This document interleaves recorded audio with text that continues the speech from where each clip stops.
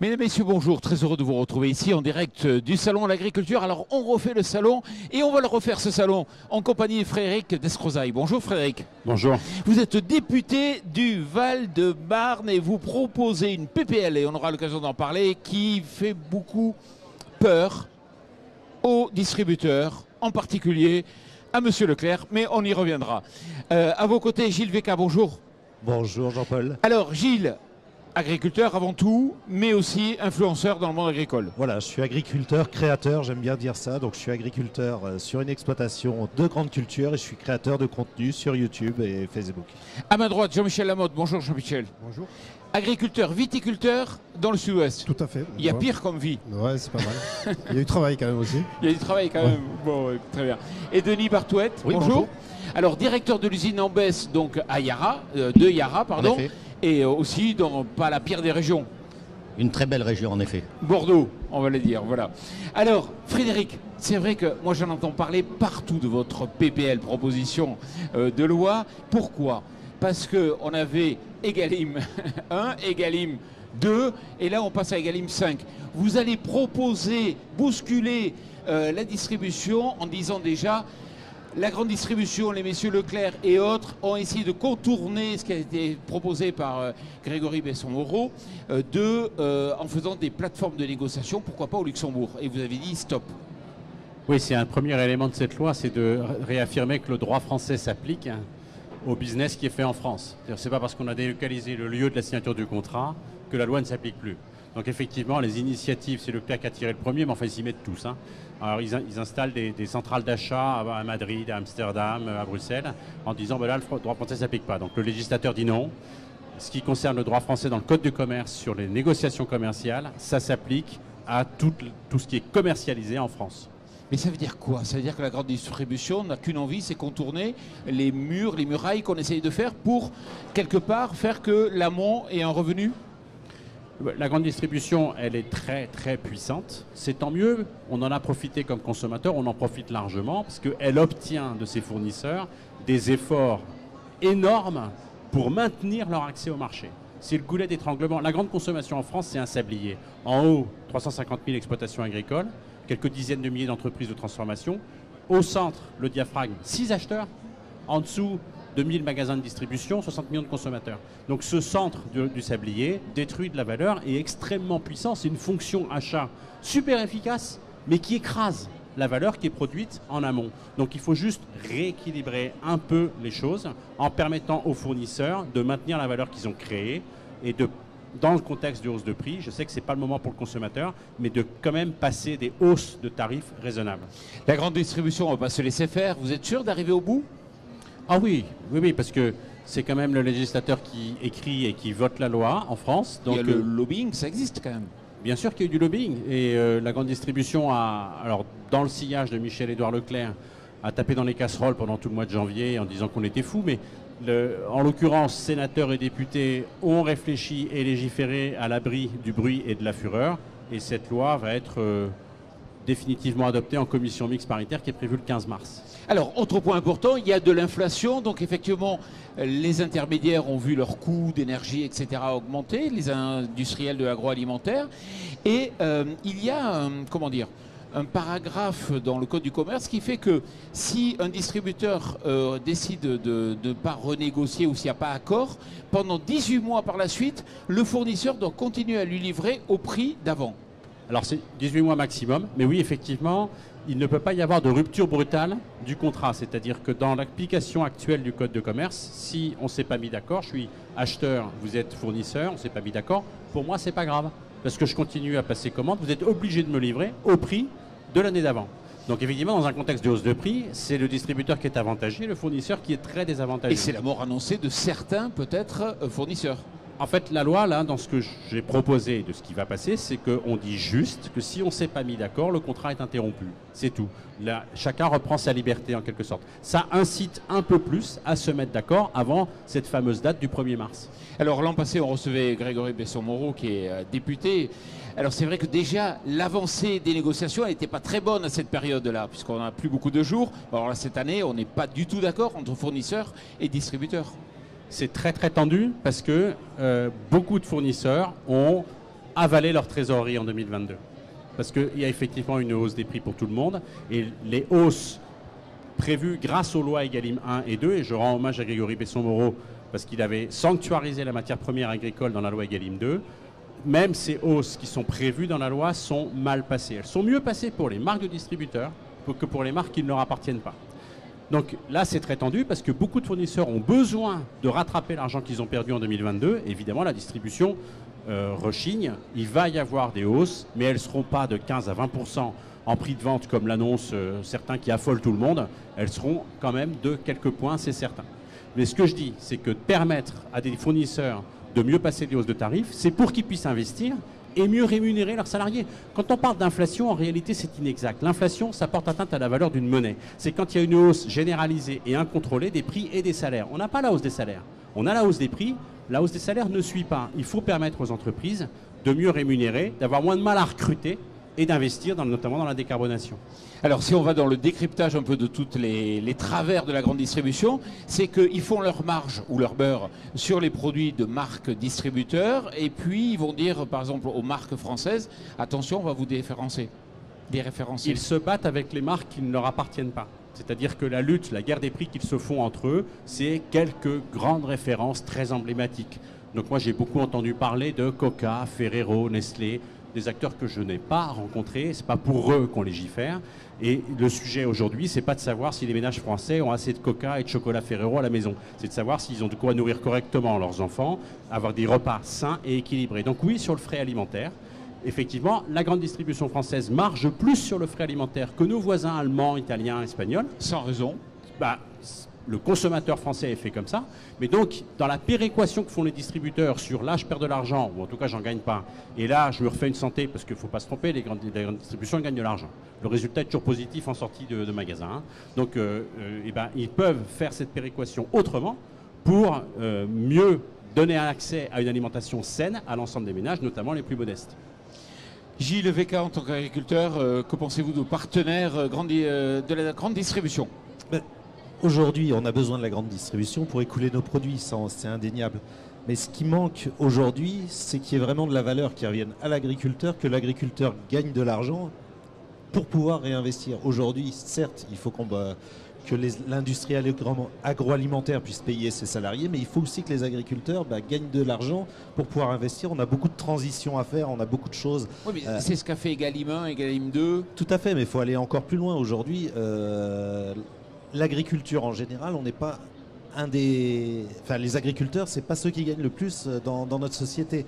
Aujourd'hui, on a ce besoin qu'il y ait de la valeur qui revienne dans les entreprises pour pouvoir qu'on puisse réinvestir. On a toute la transition agroécologique à faire, on a tout un tas de choses à faire, on nous demande de plus en plus de choses pour pouvoir justement préserver les sols, pour pouvoir... Et tout ça, il va falloir qu'on ait de l'argent pour le faire. On est tout à fait pour le faire, mais il va falloir qu'on ait un côté économique. Donc oui, ce type de loi nous intéresse vraiment pour qu'on puisse avancer, quoi. Et on en est où là aujourd'hui? On a passé l'Assemblée. Alors c'est en procédure accélérée, donc il n'y aura qu'une lecture dans chacune des deux chambres. Les deux lectures ont eu lieu, le texte a été adopté, donc il y a une commission mixte qui se tiendra, elle est prévue le 15 mars, pour adopter définitivement le texte. Qu'est-ce qui va se passer en termes de négo là? Comment on va finir là? On est à 50%. La date annuelle, c'est le 1er mars, donc c'est mardi. Mercredi. Donc la loi ne va pas concerner la négociation actuelle. Et la négociation actuelle est très tendue. Les dernières nouvelles que j'avais, mais c'est là il y a 2-3 jours, mais on est quand même à la toute fin de ces 3 mois de négociation, c'est qu'il y avait à peu près un contrat sur 2 qui était signé. Ouais, 50% des contrats et on a 2 jours pour signer les... On va pas y arriver. Si, en fait, ils y arrivent toujours, mais c'est dire la violence de cette négociation en France. Là, c'est essai de réputation internationale. J'ai été en contact avec une chef d'entreprise qui m'a raconté cette année avoir été convoquée un 24 décembre en fin de journée par son acheteur. Quand elle s'est pointée, on l'a fait attendre. Elle a été reçue par quelqu'un qui lui a dit « Ah ben, on ne pensait pas que vous viendriez, on va reporter le rendez-vous ». Il y a ça, des gens qui se font raccrocher au téléphone, c'est de l'intimidation, de la déstabilisation qui sont érigés en normes de comportement. Cette violence de la négociation n'est pas saine. Pour faire du commerce, on peut se respecter. Chacun défend ses intérêts, mais pour que ça soit fait sainement et que la valeur elle soit respectée des deux côtés, il faut faire évoluer ces pratiques. Jean-Michel Lamotte, vous étiez au courant un peu de tous ces travers des négociations à la distribution? Alors un petit peu oui, mais bon, on a plus de détails et merci. Ouais, c'est important, ouais, le partage de la valeur, le respect, parce que quelquefois on y est sujet quand on travaille justement avec la grande distribution, quand on a des productions où on va jusqu'à la commercialisation. Et c'est vrai que ce respect-là, aujourd'hui, ça manque dans la grande distribution et il va falloir ouais, faire évoluer tout ça. Et c'est vrai qu'à travers de lois, il faut espérer que ça évolue. Voilà. Ça fait peur un peu, non? Ouais, c'est pas évident de produire, commercialiser. Et commercialiser, c'est heureusement qu'il y a quelques lois qui aident. Parce que, comme dit Gilles, il faut absolument que la valeur soit partagée. Et quand on donne de la valeur à un agriculteur, eh bien, il est capable de faire de la qualité, de produire de la qualité. Quand les marges sont très très serrées, eh bien, là, on produit quelquefois, désolé de le dire, mais de la merde, clairement. C'est quoi l'étape d'après? C'est quoi ce que vous n'avez pas mis dans votre proposition qui mériterait d'y être? Mais ça sera mis après. C'est quoi le verrou qu'il faut faire sauter encore? Malheureusement, c'est la façon dont la grande distribution va essayer de contourner la loi qui nous le dira. Moi, j'aimerais pouvoir vous dire que c'est fini. Légiférer sur le commerce, moi je croyais que Egalim 2 ça c'était fait. Enfin, moi je pensais que Egalim 2 c'était déjà fini. À l'époque où Grégory Besson-Moreau avait porté Egalim 2, il avait déjà été question, il le savait lui-même, le Papin l'avait mis dans son rapport, il manquait l'échelon fournisseur industriel, distributeur. Donc on y est. Je préférerais qu'on s'arrête, parce que légiférer sur la liberté du commerce, en soi, c'est navrant, c'est affligeant.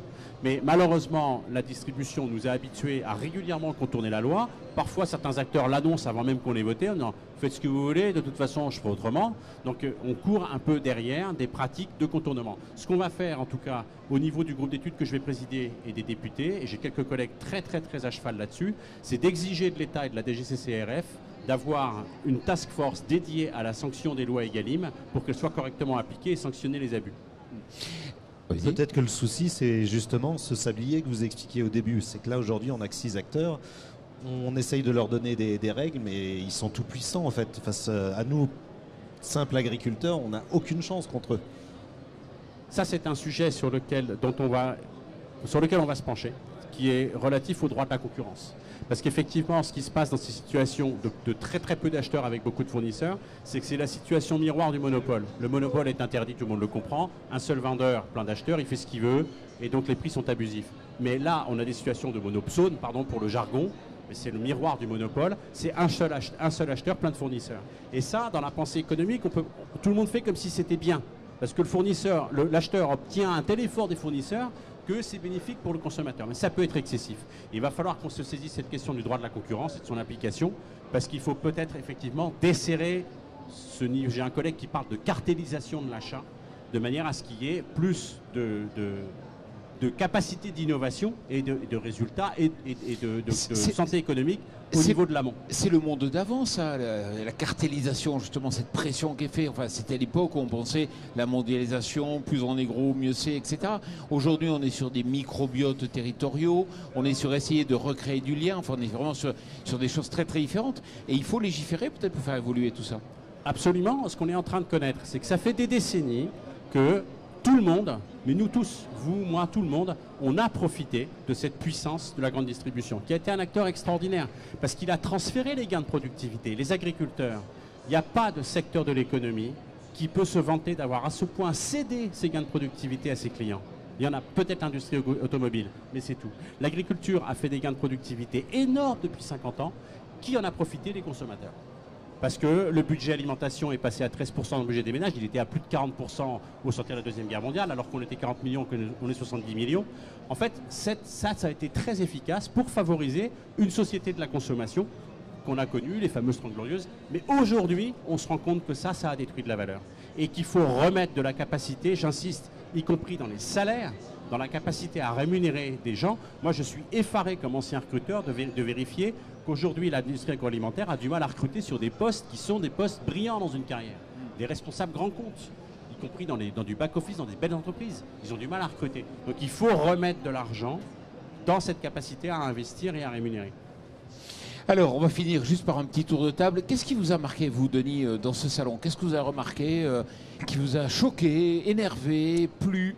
Alors, ce qui m'a surtout marqué, je dirais, c'est une sorte de fierté d'avoir ce stand avec le mot usine, hein, puisque le mot usine, c'est pas obligatoirement un mot, et c'est quelque chose qui peut quelquefois m'énerver dans je veux dire, les idées préconçues qu'on entend autour du mot usine. Donc c'est une chance d'avoir cette présentation et une chance aussi de pouvoir montrer à tout le monde et au milieu agricole d'apporter de la valeur. Vous parliez tout à l'heure de décarbonation, c'est évidemment une de nos priorités, d'amener de la décarbonation et d'amener donc de la valeur au niveau de la fourniture des engrais pour le monde agricole. Jean-Michel? Moi, ce que j'ai bien aimé, il y a quand même pas mal de monde. On va dire que les Français soutiennent leurs agriculteurs. Le président Macron hier qui a recadré un écolo ultra radicalisé, c'est pas mal aussi, parce qu'à un moment donné on n'avance plus en France sur certains sujets. Le stockage de l'eau, c'est un vrai sujet, c'est important pour l'avenir.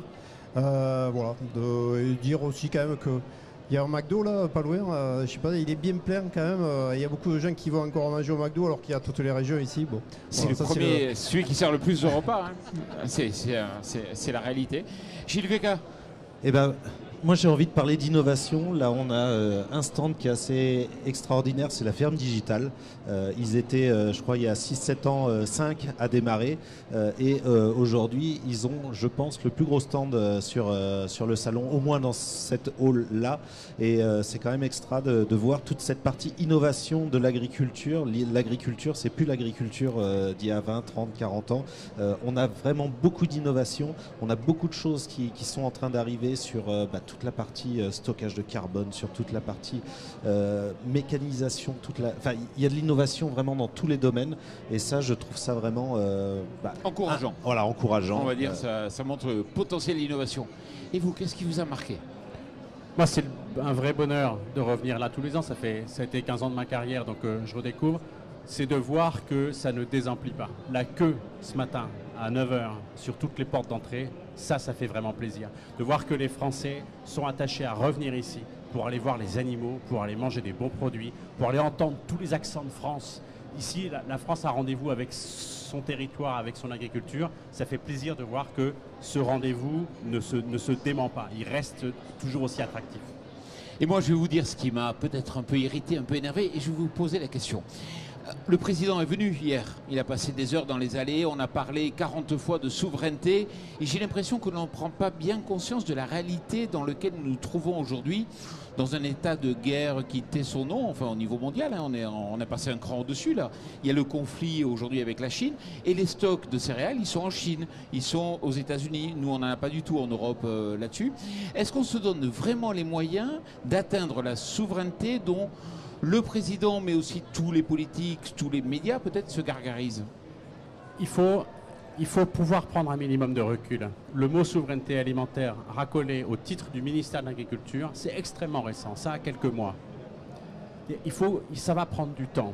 On sort d'une période qui a été très longue où on a délocalisé, on a fait confiance au commerce mondial, on a privilégié la consommation, on a privilégié les prix bas. On est en train de sortir de là en disant non, attention, il nous faut des usines, il nous faut du cambouis, il nous faut des camions, il nous faut des mètres carrés, des entrepôts, il nous faut de la fabrication de produits sur le territoire, il nous faut de l'économie sur le territoire. De se dire attention, on est en train d'importer ce dont on ne veut pas et qu'on s'interdit. Parce qu'on est en train d'empêcher les producteurs de produire et en fait, on ne mange pas moins et donc on importe ce dont on ne veut pas. On est en train d'en prendre conscience et ce mot souveraineté ne s'impose pas encore dans des projets territoriaux, dans une stratégie d'aménagement, effectivement d'intervention sur le cycle de l'eau, sans violer les respects de la transition écologique, les principes et les priorités qu'on doit se donner sur la décarbonation, mais ça va prendre du temps de remettre cette souveraineté économique, ce savoir-faire industriel, parfois artisanal, de le remettre, de lui donner la valeur qu'il mérite, parce que cette prise de conscience, en fait, elle est très récente. Il faut se laisser le temps. Frédéric Descrozaille, merci beaucoup d'être venu ici pour débattre de cette question. Gilles Véca, merci aussi. Merci. À vous. Denis Barthouet, merci. Merci. Et Jean-Michel Lamotte, merci. Merci à vous. Et surtout, merci à vous. Et on se retrouve demain pour de nouvelles émissions ici en direct du Salon de l'Agriculture. À bientôt.